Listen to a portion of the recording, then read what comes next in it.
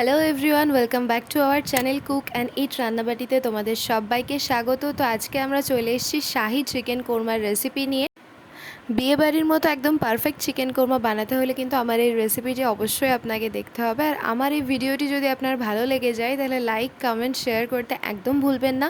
এবং আমার চ্যানেলে আরও অনেক ভিডিও আপলোড করা আছে। যদি আমার চ্যানেলের ভিডিও আপনার ভালো লেগে যায় তাহলে চ্যানেলটি সাবস্ক্রাইব করে বেল আইকনটি ক্লিক করে দেবেন, কারণ আমার চ্যানেলে নতুন নতুন রেসিপির ভিডিও আসতেই থাকে। আমার চ্যানেলে শাহি পনিরের রেসিপি আপলোড করা আছে, ডেসক্রিপশনে লিংক দিয়ে দিলাম, আপনি চাইলে শাহি পনিরের রেসিপিটিও দেখে নিতে পারেন। তো চলুন এবার দেখে নিই চিকেন শাহি কোরমা বানানোর জন্য আমাদের কী কী করতে হবে। চিকেন কোরমা বানানোর জন্য আমি এখানে নিয়ে নিয়েছি উইথ বোন চিকেন। চিকেনগুলোকে ভালো করে ধুয়ে নিয়ে আমি চিকেনের গায়ে চাকু দিয়ে একটু কেটে দিয়েছি বা চিড়ে দিয়েছি, যাতে ম্যারিনেট করার সময় আমরা যে মশলাটা চিকেনের গায়ে মাখাবো সেই মশলাটা ভেতর অবধি যায়। চিকেনগুলো কেটে নেওয়ার পর এবার আমরা ম্যারিনেট করব। চিকেন ম্যারিনেট করার জন্য আমার কী কী মশলা লাগছে আসুন দেখে নিই।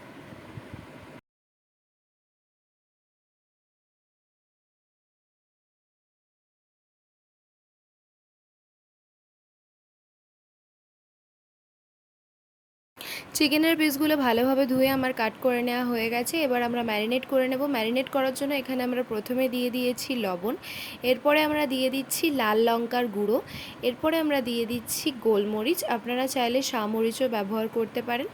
তারপরে আমরা এখানে দিয়ে দিচ্ছি আদা রসুন বাটা। প্রথমে আমি রসুন বাটা দিচ্ছি, তারপর দিচ্ছি আদা বাটা, তারপরে দিয়ে দিচ্ছি টক দই।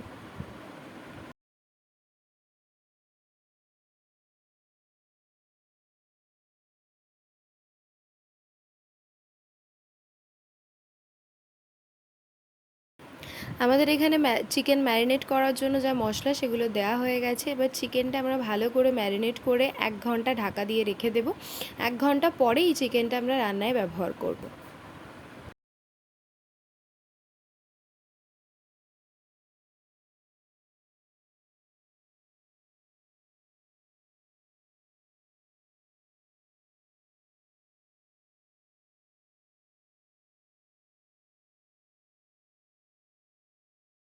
চিকেনটা যতক্ষণ ম্যারিনেট হচ্ছে ততক্ষণ আমরা একটা ভাজা মশলা তৈরি করে নিই। এখানে আমরা নিয়ে নিয়েছি দারচিনি, গোটা গোলমরিচ, এলাচ, জায়ফল, গোটা জিরে, লবঙ্গ এবং জয়িত্রী। এগুলো আমরা ভালো করে কড়াইতে গরম করে নিয়ে তারপর এটা মিক্সিতে দিয়ে গুঁড়ো করে নেব।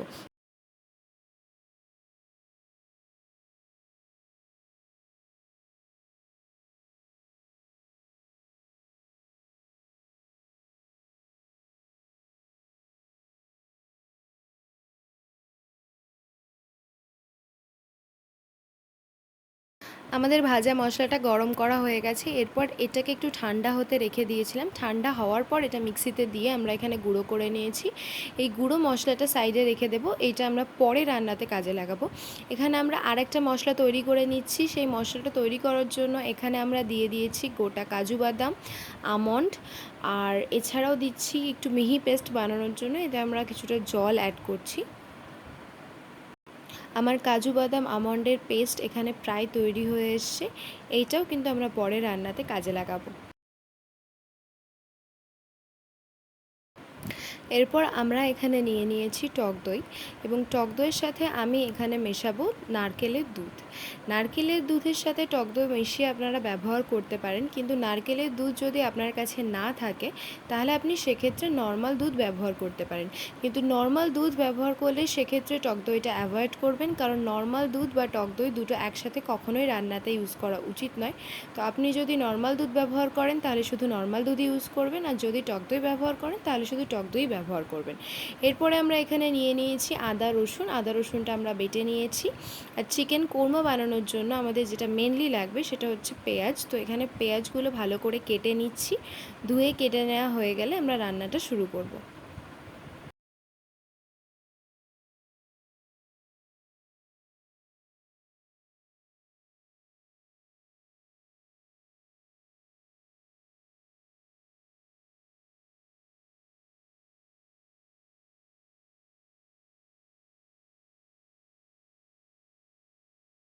আমাদের পেঁয়াজ কাটা হয়ে গেছে, সমস্ত মশলা তৈরি করে নেওয়া হয়ে গেছে এবং প্রায় 1 ঘন্টা হয়ে গেছে চিকেন ম্যারিনেশনও কমপ্লিট। এবার আমরা রান্নাটা শুরু করব।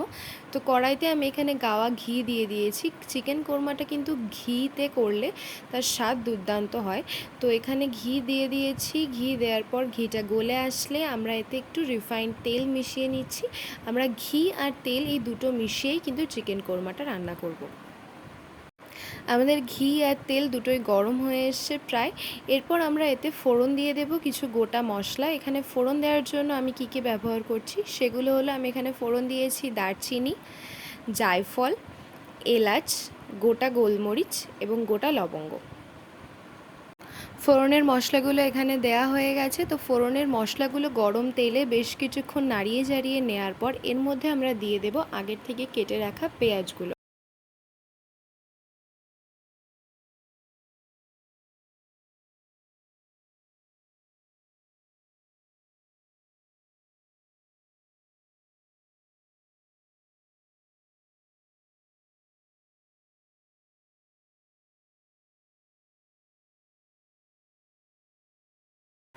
আমাদের পেঁয়াজ এখানে হালকা ভাজা হয়ে এসছে। পেঁয়াজটা হালকা ভাজা হয়ে আসলে এর মধ্যে আমরা দিয়ে দেব আগের থেকে বেটে রাখা আদা ও রসুন। এখানে আদা রসুন বাটাটা দিয়ে আমরা আবার খানিকক্ষণের জন্য পেঁয়াজটাকে ভেজে নেব।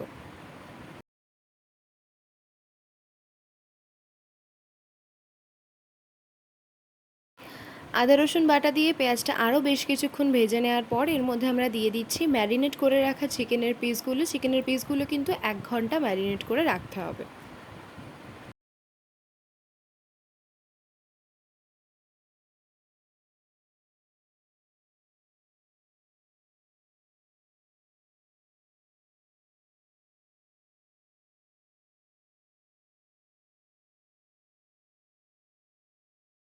এখানে আমার ম্যারিনেট করে রাখা চিকেনগুলো দেয়া হয়ে গেছে। এরপর আমরা গ্যাসটা ফুল ফ্লেমে দিয়ে মাংসটা 5-6 মিনিট কষিয়ে নেব। মাংসটা কষানো হয়ে গেলে এর মধ্যে আমরা দিয়ে দেব আমাদের আগের থেকে তৈরি করে রাখা নারকেলের দুধ আর টক দইয়ের মিক্সচারটা। কষিয়ে রাখা মাংসের মধ্যে এই মিক্সচারটা দেওয়ার পর গ্যাসের ফ্লেমটাকে মিডিয়ামে রেখে মাংসের সাথে টক দই আর নারকেলের দুধটাকে ভালো করে মিশিয়ে নিতে হবে। ভালোভাবে মিশিয়ে নেওয়া হয়ে গেলে এখানে আমরা চিকেনটাকে ঢাকা দিয়ে দেব সেদ্ধ হওয়ার জন্য। চিকেনটা যতক্ষণ না পর্যন্ত সেদ্ধ হবে ততক্ষণ কিন্তু আমাদের ঢাকা দিয়ে সেদ্ধ করে নিতে হবে এবং ঢাকনাটা খুলে মাঝে মাঝে অবশ্যই নেড়ে দেবেন চিকেনটা। এখানে আমার চিকেন প্রায় সেদ্ধ হয়ে এসছে। এবার চিকেনটা ভালো করে নাড়িয়ে চাড়িয়ে নিয়ে এর মধ্যে আমরা পরিমাণ মতো লবণ দিয়ে দেব। লবণটা অবশ্যই আপনাদের হিসাব মতো দেবেন, কারণ ম্যারিনেশনের সময়তে আমরা অনেকটাই লবণ ব্যবহার করেছিলাম। তো যেটুকু লবণ আপনার চিকেনে আরও লাগবে আপনি সেইটুকু লবণই এতে অ্যাড করবেন।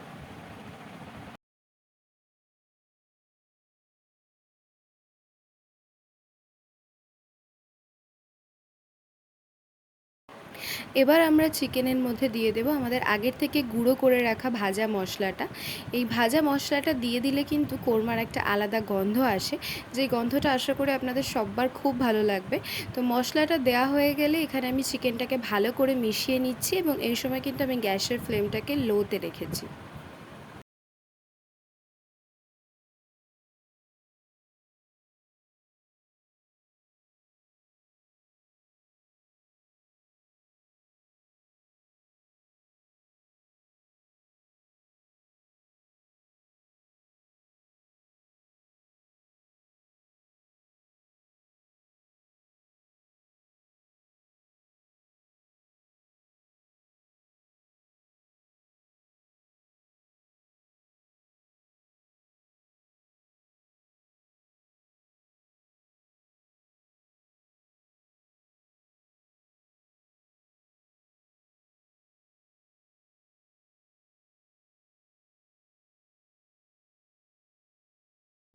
চিকেনটা আরও বেশ কিছুক্ষণ ফুটে আসলে এরপর আমরা চিকেনের মধ্যে দিয়ে দিচ্ছি আমাদের আমন্ড বাদাম এবং কাজু বাদাম বাটাটা।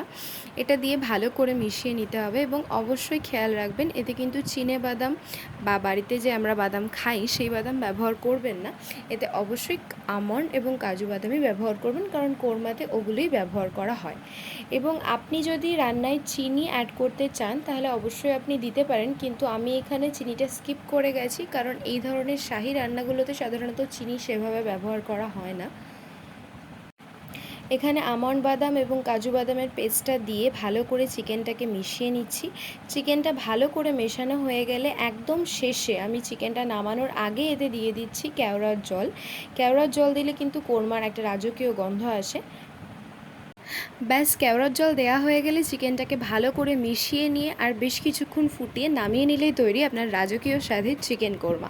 আমার এই রেসিপিটি যদি আপনার ভালো লেগে থাকে তাহলে অবশ্যই বাড়িতে একবার ট্রাই করে দেখবেন। আশা করি আপনাদের সবার খুব ভালো লাগবে এবং রেসিপিটি কেমন লাগলো আমাকে কমেন্টে জানাতে একদম ভুলবেন না।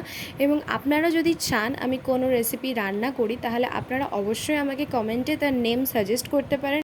আজকের মতো এটুকুই, আবার খুব শীঘ্রই দেখা হবে একটা নতুন রেসিপি নিয়ে। আমার চ্যানেলটি সাবস্ক্রাইব করে ভিডিওটি লাইক কমেন্ট শেয়ার করে দেবেন।